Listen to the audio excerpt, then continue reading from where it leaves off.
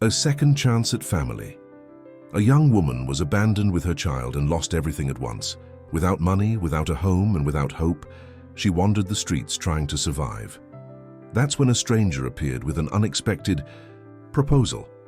This unlikely encounter completely changed the destiny of all three, in a way no one imagined. If this story interests you, don't forget to subscribe to our channel and tell us which city you're watching from. We continue. I promise this will be the best story you'll ever hear in your life. The fine rain fell mercilessly on that June night in Chicago. Emily walked aimlessly, holding little Noah tightly against her chest, protecting him as best she could with an already damp blanket. She felt the weight of the world on her shoulders, but the weight of her son in her arms was the only one that kept her moving forward. 3 hours earlier, upon arriving home after another day of job hunting, she found only a note on the table. "I can't handle this family illusion anymore. I wasn't born for this, I'm sorry." Those cold words, handwritten by Jason, the man who had promised to be by her side forever, were now just ink smudged by the tears that flowed uncontrollably. The E. Rent was 2 months late. The savings had run out weeks ago. The landlord had already warned that if she didn't pay by the end of the week, she would have to leave. And now, Jason had simply gone, taking what little money they had saved and leaving only bills to pay. How can someone do this to their own child? Emily thought as the baby slept, oblivious to the storm forming both in the sky and in his mother's life. Noah was only 7 months old, with big, curious eyes and a smile that melted anyone's heart. Anyone's, except his father's, apparently. With nowhere to go, Emily took a backpack, packed some of her and the baby's clothes, diapers, bottles, a can of formula, and left. She didn't have the courage to call her parents, who lived in a small town and had always said that relationship wouldn't work out. "You'll see, this story will end badly," her mother used to repeat. Emily hated the idea of proving them right. She walked along Michigan Avenue. She saw the lights still on in office buildings, people returning home to their families, to their safe homes. Loneliness had never weighed so heavily. Noah began to cry, probably hungry. Emily entered a small diner, one of those that stay open all night. "Can I use your bathroom to change the baby?" she asked the attendant, a middle-aged man who looked at her with a mixture of pity and suspicion. "Of course, miss. Would you like me to heat some water for the bottle too?" Emily nodded, grateful for the unexpected kindness. After changing, she sat at a corner table, prepared the bottle and began to feed him. That's when she noticed a man watching her from another table. Not with the predatory gaze she feared finding on the streets at night, but with an attentive, almost concerned look. The man must have been about 40, with slightly graying hair at the temples. He wore a suit without a tie and seemed to have come straight from work. There was something in his eyes, a familiar sadness, as if he recognized the Kim Haines she carried. "Excuse me for bothering you," he said, approaching after a few minutes. "I couldn't help but notice that you seem to be going through a difficult time. May I offer you a coffee?" Emily's first instinct was to refuse. Strange. Men rarely offered help without ulterior motives, but there was something different about him. A pause in his voice, a respectful distance, eyes that seemed to see beyond the surface. "Thank you," she replied, surprising herself. "A coffee would be nice." He sat in the chair across from her, maintaining a respectful distance. "My name is Michael," he introduced himself, extending his hand. "Emily," she replied briefly, shaking his hand before returning to hold Noah's bottle. "And this is Noah. He's beautiful," Michael commented with a genuine smile that didn't quite reach his eyes. "How many months?" 7, almost 8 next week." The conversation flowed surprisingly easily. Michael didn't ask invasive questions, but listened. Really listened, not just waiting for his turn to speak. Emily found herself telling him about the abandonment, about the imminent homelessness, about the fear she felt. She didn't know why she was opening up like this to a stranger, but there was something comfortable about his presence. "I know this. It will sound strange," Michael said after almost an hour of conversation, "but I have a proposal for you." Emily felt her body stiffen. There it was, the other shoe finally dropping. "I have a big house with empty rooms," he continued, noticing her hesitation. "I'm always working and barely have time to take care of it properly. I need someone to help with the house. Cooking, cleaning, that sort of thing. In exchange, I offer housing for you and your son at no cost, for as long as you need to reorganize your life."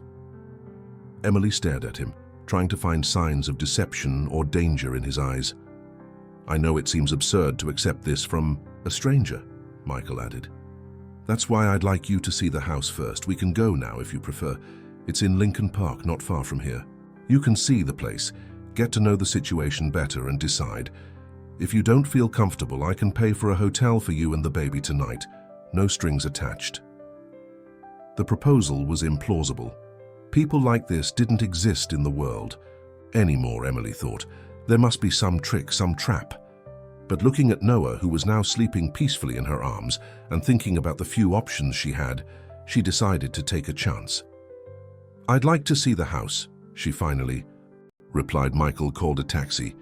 During the ride, Emily held Noah with one arm and her cell phone with the other, ready to call the police at the slightest sign of danger. But the taxi really did take them to a house in a quiet residential neighborhood in Lincoln Park. The house was large, much larger than Emily had imagined. 2 stories with a small garden in front and a backyard in the back.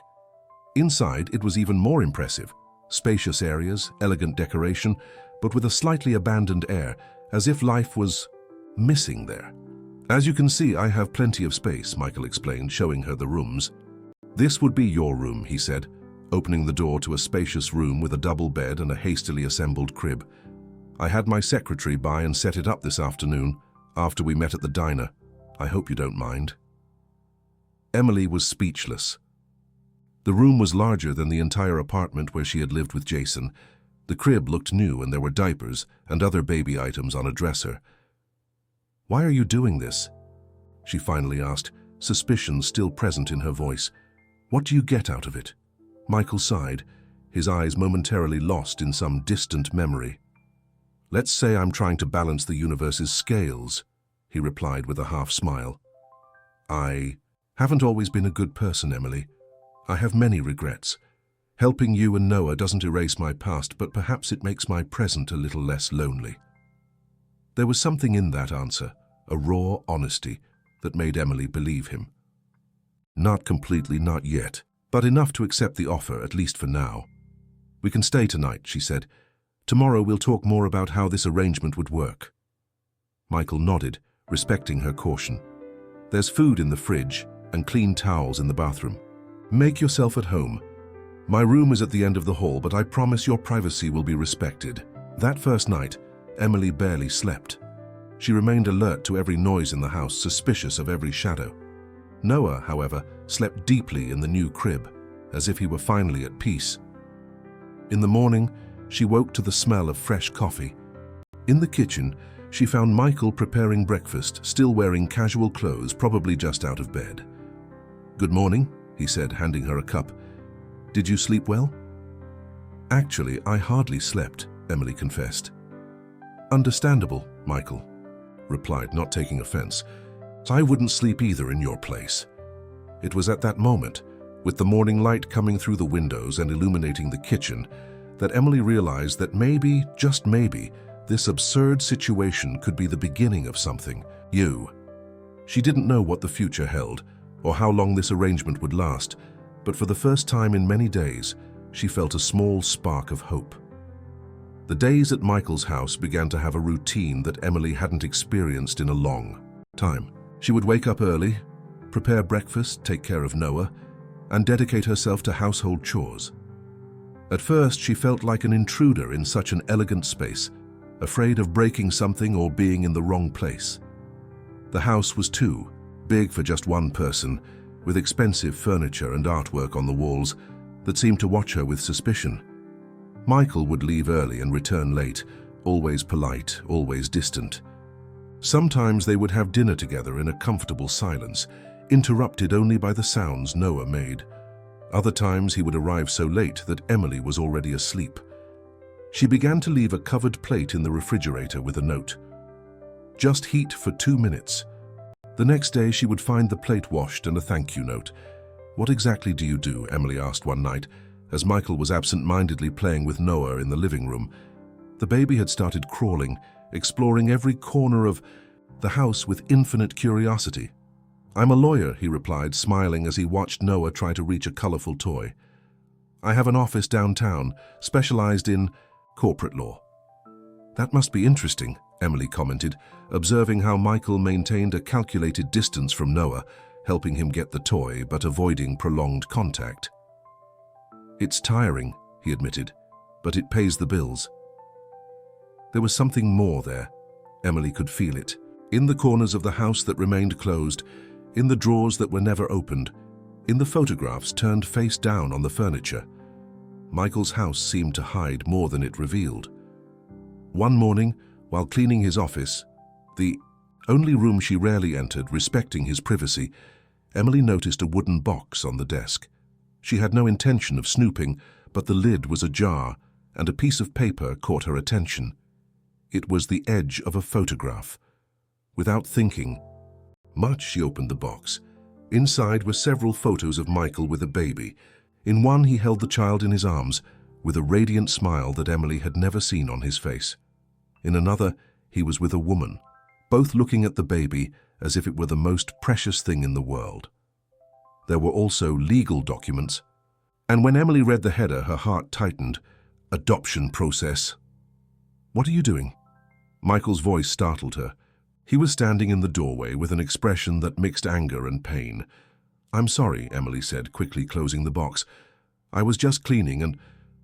Those are my personal things, he interrupted, his voice cold but controlled. He approached and took the box, placing it in a drawer that he locked with a small key. I'm so sorry, I didn't mean to invade your privacy, Emily said, genuinely remorseful. But who is the child in the photos? Michael remained silent for a long moment, as if internally debating whether or not to answer. Finally, he sighed deeply. He was supposed to be my son, he replied, his voice low. Rachel and I were in the adoption process. We cared for him for 6 months from newborn. Everything was on track, the reports were positive, we already considered him our son. Then the biological family changed their mind. The mother showed up wanting the child back. Emily felt a lump in her throat. And you had to give him back. It wasn't a question, but Michael nodded anyway. It was like a piece of me was ripped out of both of us. Rachel couldn't bear it. Our marriage was already fragile, and that was the final blow. She moved abroad a month later. Everything was beginning to make sense. The house that was too big, the empty rooms, the distance Michael kept from Noah. It wasn't coldness, it was fear. Fear of becoming attached and losing again. Is that why you helped us? Emily asked, suddenly feeling like a substitute for something he had lost. At the beginning, perhaps, Michael admitted, surprising her with his honesty. When I saw you at that diner with Noah, I remembered how unfair life can be. Some people abandon their children, others would give everything to have them. But now it's different. You're not substitutes, Emily.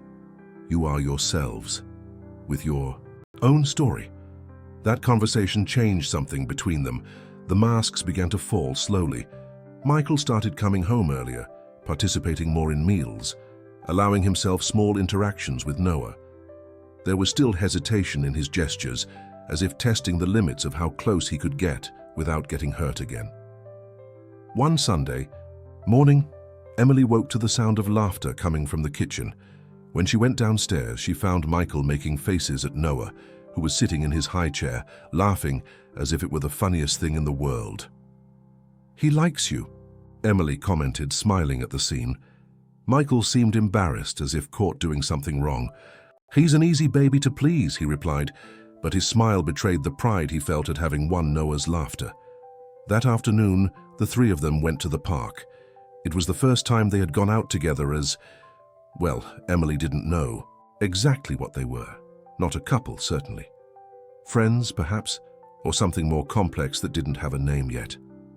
At the park, an elderly lady approached as Michael was pushing Noah on the baby swing. What a beautiful family you have, she commented, smiling. The boy has his father's eyes. Before Emily could correct the misunderstanding, Michael smiled and thanked her. Later, as they were returning home, he seemed thoughtful. "Sorry for not correcting that lady," he said finally. "It must have been awkward for you." Emily reflected for a moment.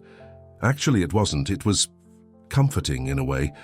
They exchanged a look that lasted a bit longer than necessary, before averting their eyes, both aware that something was changing between them. Life continued its course, and Emily began to feel more secure. She got a part-time job as a receptionist at a medical clinic near the house, which gave her some financial independence. Michael helped her with Noah during her working hours, hiring a trusted babysitter for times when neither of them could be present. It was on an ordinary Wednesday that the normalcy they had been building was shaken. Emily was at home, preparing lunch, when the doorbell rang. When she opened the door, she found herself facing a middle-aged woman with a serious expression and a folder in hand. "Good afternoon," said the woman with a professional smile. "I'm Sarah Thompson from Child Protective Services. We received an anonymous complaint about the situation of a child in this residence, and I've come to check."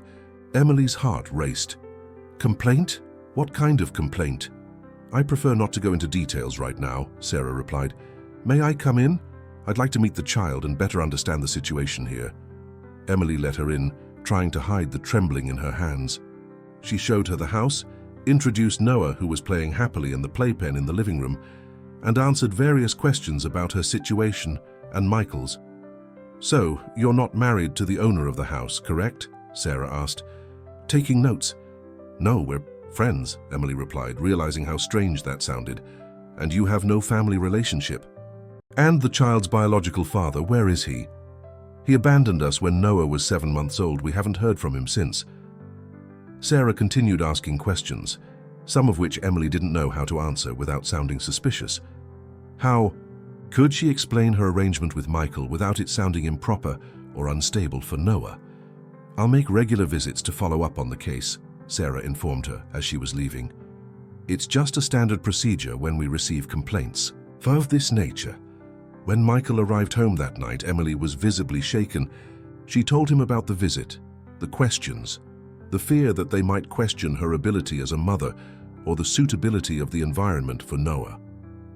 "Don't worry," Michael assured her, firmly holding her hands.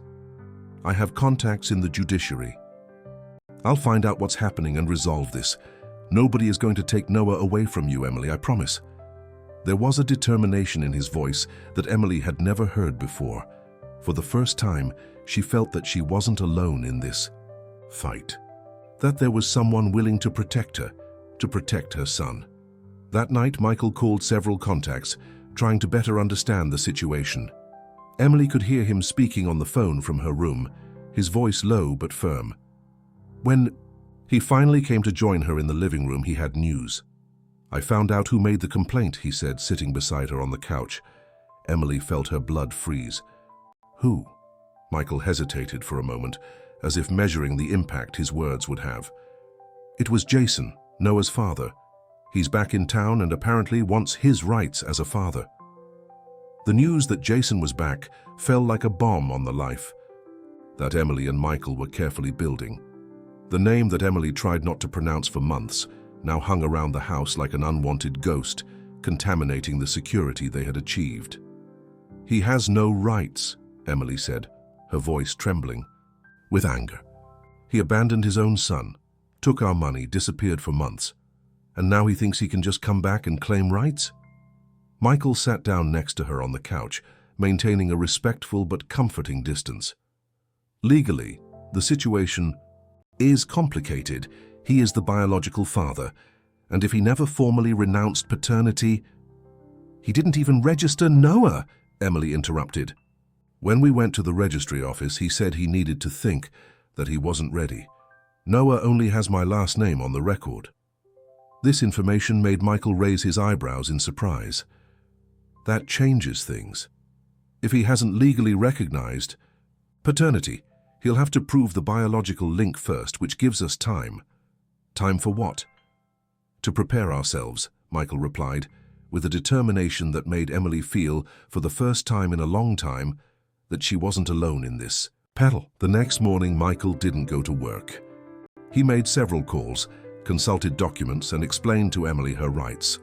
As a lawyer, he knew well the intricacies of the judicial system and was determined to use that knowledge to protect her. "We need a plan," he said as they had coffee. Noah played happily in the playpen, oblivious to the adults' concerns. "First, we'll document everything: the abandonment, the lack of financial support, the absence of contact. Second, we'll prepare a dossier showing the stability of the environment we offer Noah." Emily nodded, trying to absorb all the information. The idea of facing Jason in court terrified her, but the alternative, losing her son, was unthinkable. "What about the social worker?" she asked. "She'll be back. What do we say about us?" The question hung in the air, loaded with unspoken meanings. What were they, after all? Friends? Housemates? Something more that didn't yet have a name. "We tell the truth," Michael replied after a moment of reflection. "That we are two people committed to Noah's well-being, providing a stable and loving environment." The answer was diplomatic, typical of a lawyer, Emily thought. It avoided labels, kept doors open, but there was an underlying truth that both still hesitated to confront. The next day, the doorbell rang while Emily was feeding Noah.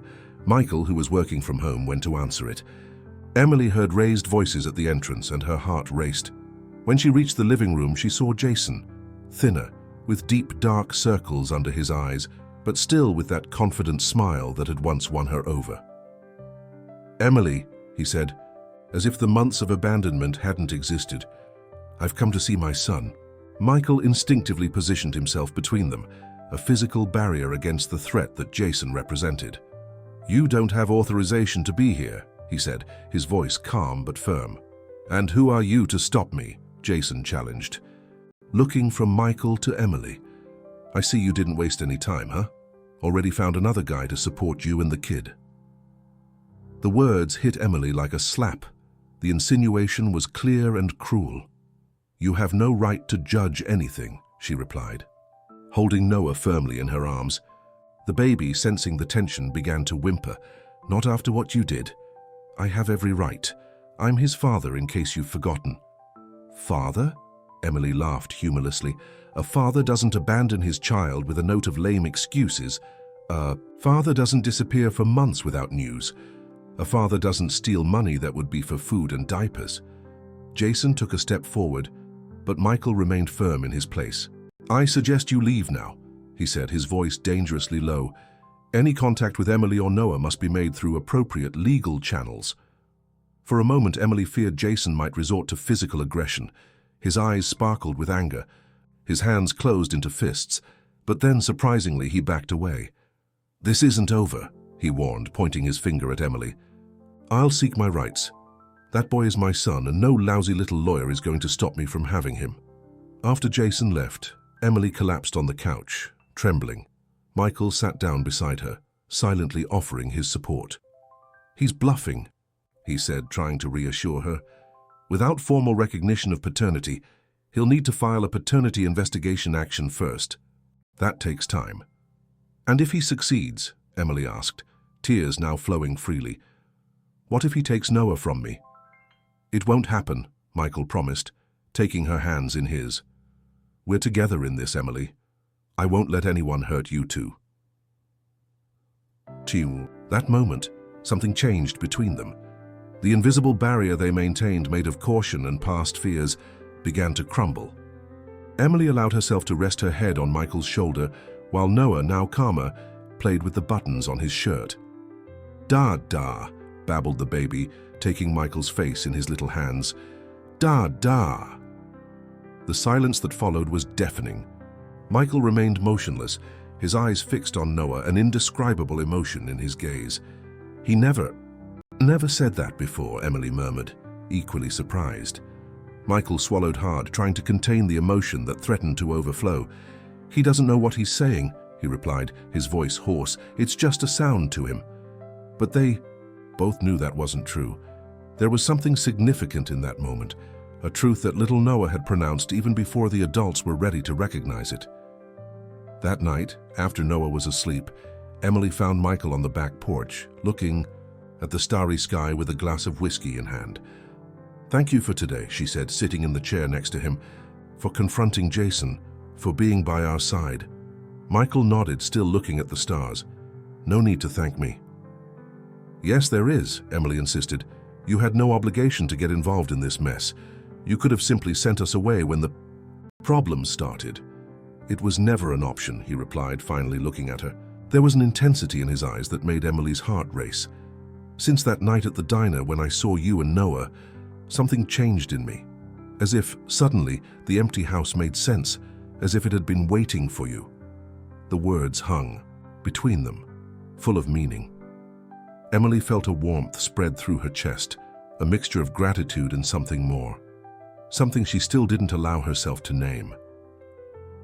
"I'm afraid, Michael," she confessed, her voice almost a whisper. "Afraid. To trust again, to give in to this feeling, and then be abandoned," he completed, understanding her fear perfectly. "I'm afraid too, Emily. Afraid of becoming attached to you both and losing you, like I lost Miguel." It was the first time he mentioned the name of the boy he had almost adopted. Emily reached out, touching his hand on the table. "I can't promise we'll stay forever," she said honestly. "No one can promise that. But I can promise that as long as we're here, it will be by choice. Not for convenience, not for necessity, but by choice." Michael intertwined his fingers with hers, a simple gesture that said more than words. The following week, the social worker's visits continued. Sarah asked questions, observed the interaction between Emily and Noah, between Michael and the baby, took notes. Always professional, she never revealed much about her conclusions. "We received a formal petition from Jason Baker," she informed during one of the visits. "He is requesting a DNA test and supervised visits with Noah." Emily felt her stomach sink. It was real now. Jason was really trying to enter Noah's life, disturb the peace they had built. "What happens now?" she asked, trying to keep her voice steady. "The judge will probably order the test," Sarah explained. "If paternity is confirmed, the court will decide on visitation rights and possible child support." "And what about our situation?" Emily asked, indicating the house, Michael, the unconventional arrangement they had. "I'm here to assess Noah's well-being," Sarah replied with a slight smile. "And so far what I see is a happy, healthy child in a safe and loving environment. The circumstances may be non-traditional, but the important thing is the result." Those words brought some comfort. At least the social worker seemed to be on her side, or rather on Noah's side. When she left, Emily found Michael in the office, working on legal documents. "I'm preparing our defense," he explained, showing her the papers. "I want to be ready for anything Jason might try." Emily watched him work, dedicated, focused, determined to protect them. A wave of gratitude and affection flooded her. "Michael," she called, making him look up from the documents. "Thank you for fighting for us." He smiled, that rare smile that lit up his entire face. "You're worth every battle, Emily." That night, as she was putting Noah to bed, Emily was humming a lullaby. She felt a presence at the door and saw Michael watching them, with an expression that mixed tenderness and admiration. "Dada!" exclaimed Noah upon seeing him, extending his little arms. Michael hesitated for a moment, then entered the room and picked up the boy. It was the first time he had done so spontaneously, without Emily needing to ask or circumstances requiring it. "Hey, champ," he murmured, kissing the baby's forehead. "Time to sleep, okay?" Emily observed the scene, her heart overflowing with emotion. There, in that simple moment, something was being born that she thought she would never have again. A family. The hearing was scheduled for a rainy Tuesday. Emily woke before the alarm, her stomach in knots. It was the day she would formally face Jason in family court. The day when Noah's future would be discussed as if it were just any legal case, and not the life of a boy who had just turned 1 year old. Michael was already in the kitchen preparing coffee. He wore one of his best suits, his posture upright and confident, although Emily could see the tension in his eyes. "Everything will be fine," he said, handing her a cup. "We're well prepared." Emily nodded, trying to believe those words. The past weeks, they had put together a complete dossier, records of unanswered calls to Jason's cell phone, proof of unpaid bills, the abandonment note preserved in a plastic folder, testimonies from neighbors and friends. Everything documented, everything organized with Michael's meticulous precision. They left Noah with the babysitter, a trusted elderly woman whom Michael had known for years. The goodbye was difficult. Emily couldn't stop thinking that, depending on the outcome of that hearing, her routine with her son could change forever. In court, Jason was already waiting for them. He was well-dressed, clean-shaven, appearing healthier than the last time they had seen him. Next to him, a stern-looking lawyer was leafing through documents. "Ready?" Michael asked, lightly holding Emily's elbow as they walked down the corridor of the courthouse. "No," she replied honestly, "but let's face this." The hearing began with formal introductions. The judge, a middle-aged man with a tired expression, heard the initial arguments. Jason's lawyer spoke first, painting the picture of a repentant father who had made a mistake but now wanted to be part of his son's life. He described Jason as a man who had gone through emotional difficulties, who had acted on impulse when abandoning them, but who was now stable, with a job and suitable housing. When it was Michael's turn, Emily watched him transform. He was no longer the gentle and sometimes shy man she knew. He was a brilliant, articulate lawyer who dismantled opposing arguments with surgical precision. "Your Honor," he said, his voice firm, "we are not talking about a father who, in a moment of weakness, temporarily distanced himself. We are talking about a man who deliberately abandoned his 7-month-old son and the child's mother, taking with him the money that would be used for basic necessities, leaving them on the verge of eviction." The hearing extended for hours. Witnesses were called, documents analyzed. Emily had to relive in front of strangers the most painful moments of her life, the feeling of reading the abandonment note, the sleepless nights, worried about the future, the constant fear. When she was finally able to speak, she looked directly at the judge. "I don't want to deprive Noah of knowing his biological father," she said, surprising even herself with the firmness in her voice. "But I need to protect him from more abandonment, from more instability. Noah deserves to grow up knowing he can trust the people who love him." The judge listened attentively, making occasional notes. In the end, he ordered the DNA test as expected. As for visits, they would be supervised once a week for 2 hours at a family visitation center. Jason would also have to pay child support and participate in a parental guidance program. "It's not what I wanted," Jason complained to his lawyer, loud enough for Emily and Michael to hear as they were leaving. 2 hours a week, that's ridiculous." "You should be grateful you got that," the lawyer replied in a tone of reprimand. "Considering the circumstances of the abandonment, it could have been worse." Those words confirmed what Emily already suspected. For Jason, it wasn't about love for Noah, but wounded pride, control. He couldn't stand the idea that she and their son could be well, or even better, without him. When they arrived home, Emily felt a weight lift from her shoulders. The worst was over, and the result had been better than they feared. Noah was safe, and Jason's presence would be limited and supervised. "Thank you," she said to Michael, as they watched Noah play on the living room rug. "I don't know what I would have done without you today." Michael smiled, that smile she now knew so well. "We're a team, remember? I said we would fight together." It was at that moment, seeing Michael sitting on the floor playing with Noah, that Emily realized something fundamental. She was no longer just grateful to him. What she felt was much more complex, much deeper. The following weeks brought a new routine. On Wednesdays, Emily would take Noah to the visitation center for visits with Jason. At first, it was agonizing to leave him, even under supervision. But over time, she realized that Noah returned well, sometimes even excited. Jason, surprisingly, seemed to be making an effort to be a present father during those 2 weekly hours.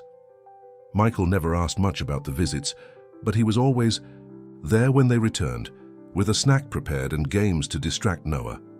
It was as if he understood the need to re-establish normalcy, the security of the routine they had built. On one of these afternoons, after returning from the visitation center, Emily found Michael on the porch working on his laptop.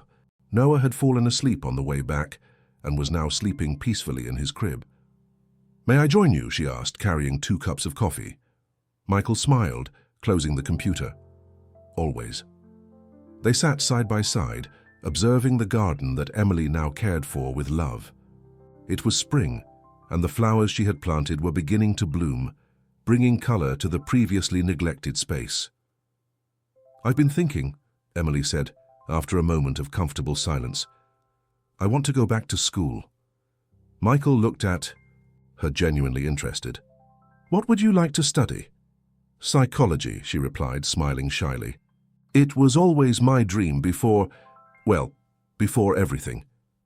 "I think that's a wonderful idea," Michael replied without hesitation. "You would be an amazing psychologist, Emily." "But how would we manage with Noah? The classes, study time?" "We would figure it out," he said, as if it were the simplest thing in the world. "We can adjust our schedules, hire the babysitter for more hours if necessary.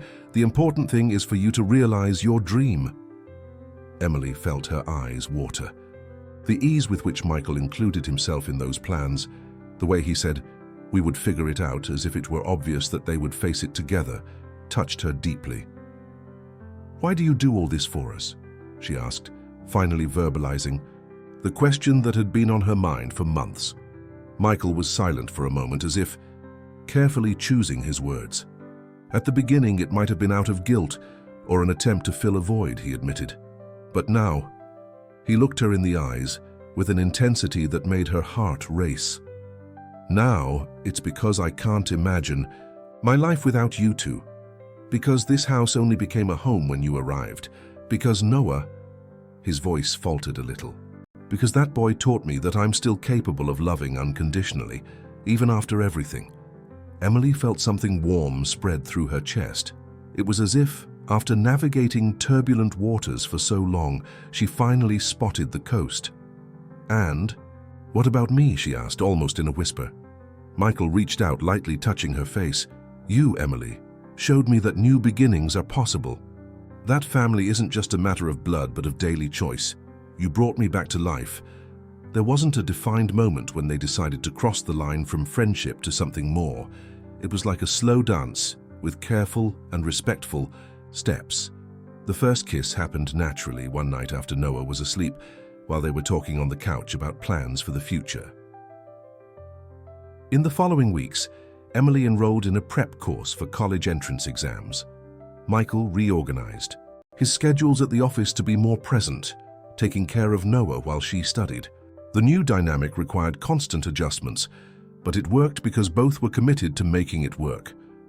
The social worker's last visit was almost a formality. Sarah, who had initially come with suspicion, now smiled at seeing the environment that they had created. "You've built something special here," she commented, observing the living room where Noah's toys harmoniously mixed with Michael's books and Emily's study materials. "Not all the families I visit have this harmony, even the most traditional ones." Family. The word echoed in Emily's mind. Is that what they had become, right? That night after dinner, Michael seemed nervous, restless. After they put Noah to bed, he invited Emily for a walk in the garden. "I have something for you," he said, when they reached the small bench under the cherry, a tree that Emily loved. He handed her a wooden box, similar to the one she had found in his office months before. Inside were several carefully folded papers. "What is this?" Emily asked, confused. "These are the letters you wrote to yourself in the first months here," Michael explained. "Remember? You told me that you wrote to organize your thoughts, your fears. I kept them all." Emily opened one of the letters, recognizing her own handwriting. It was from 2 weeks after she had arrived at Michael's house, an outpouring about the fear of the future, about the concern of creating false hopes for herself and for Noah. "Why did you keep this?" she asked, emotional. "Because I wanted you to one day look back and see how much you've grown, how much you've overcome," he replied. "And because in each letter, even in the saddest ones, I saw your strength, your determination. That's how I fell in love with you, Emily, reading your soul through these words." At the bottom of the box was a different envelope, sealed with Michael's handwriting. "This is my gift to you," he said, visibly nervous now. Emily carefully opened the envelope. Inside were a letter and a small velvet box. "Dear Emily," the letter said, "when you and Noah came into my life, I was an incomplete man living in the past, afraid of the future. You taught me that love isn't an equation of losses and gains, but a daily choice to stay, even when it's difficult. I don't know what the future holds for us, but I know I want to face it by your side, not as your protector or benefactor, but as your partner, your companion, your love. Can I be the part of life that you choose, even when everything seems uncertain?" With tears in her eyes, Emily opened the small box. Inside, a delicate ring with a single blue stone sparkled under the moonlight. "It's not a traditional marriage proposal," Michael explained, his voice trembling with emotion. "It's a request to continue building what we've already started, to formalize what we already feel, to be officially a family." "Yes," Emily replied between tears and smiles. "Yes to everything." The wedding was held 6 months later, an intimate ceremony in the garden of the house that was now truly a home. Noah, now almost 2 years old, carried the rings with the help of the babysitter, drawing smiles from the few guests. In their vows, they didn't promise perfection. They promised patience, respect, daily rebuilding. Michael included a special vow for Noah, promising to be not just a stepfather, but a father in all the ways that mattered. Jason attended the ceremony, to Emily's surprise. In the months of supervised visits, he had shown unexpected maturity. He still had his moments of selfishness, still struggled with his own demons, but he seemed genuinely interested in building a healthy relationship with his son. "Take good care of them," he said to Michael, offering his hand in a gesture of peace. "They deserve to be happy." Michael accepted the handshake, understanding that this small gesture meant a lot to Emily, and in the future to Noah. Life continued its course. Emily entered college to study psychology, balancing studies, motherhood, and the new marriage. Michael expanded his office, but made sure to maintain schedules that allowed him to actively participate in the family routine. The news of the pregnancy came almost a year after the wedding. It wasn't planned, but it was received with joy. Noah, now talkative and full of energy, was delighted with the idea of a little brother or sister. "It's a girl," announced the doctor during the ultrasound. Michael, who was holding Emily's hand, couldn't contain his tears. "A daughter," he murmured, kissing Emily's forehead. "Our daughter." 9 months later, Rachel was born, a tribute to Michael's ex-wife, who, despite the painful separation, had been an important part of his story. Emily was the one who suggested the name, understanding that that pain was part of who Michael was, of his journey to reach them. The house, which had once seemed too big, now overflowed with life. The previously empty rooms now had a purpose. The children's room, the shared office where Emily studied and Michael worked during home hours, the couple's bedroom cozy and intimate. On a Sunday afternoon, as Michael played with Noah in the garden and Emily breastfed Rachel on the porch, she found herself observing the scene with a serene smile. The journey to get there hadn't been easy. There had been pain, fear, uncertainty. But there had also been courage, growth, rebirth. Life wasn't perfect. There were difficult days, arguments, exhaustion. But at the center of everything was choice, the choice to stay, to build, to love. Not out of obligation or convenience, but of one's own free will. And on that ordinary afternoon under the warm autumn sun, Emily knew with certainty they had found the true meaning of family, not in blood ties or legal papers, but in the daily decision to choose each other, even when, especially when, the choice was difficult. The fine rain that had once accompanied her aimless walk had turned into a powerful storm, and then into clear days.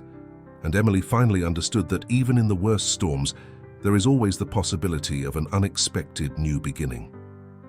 Dear listeners, we hope that the story of Emily, Noah, and Michael has touched your hearts.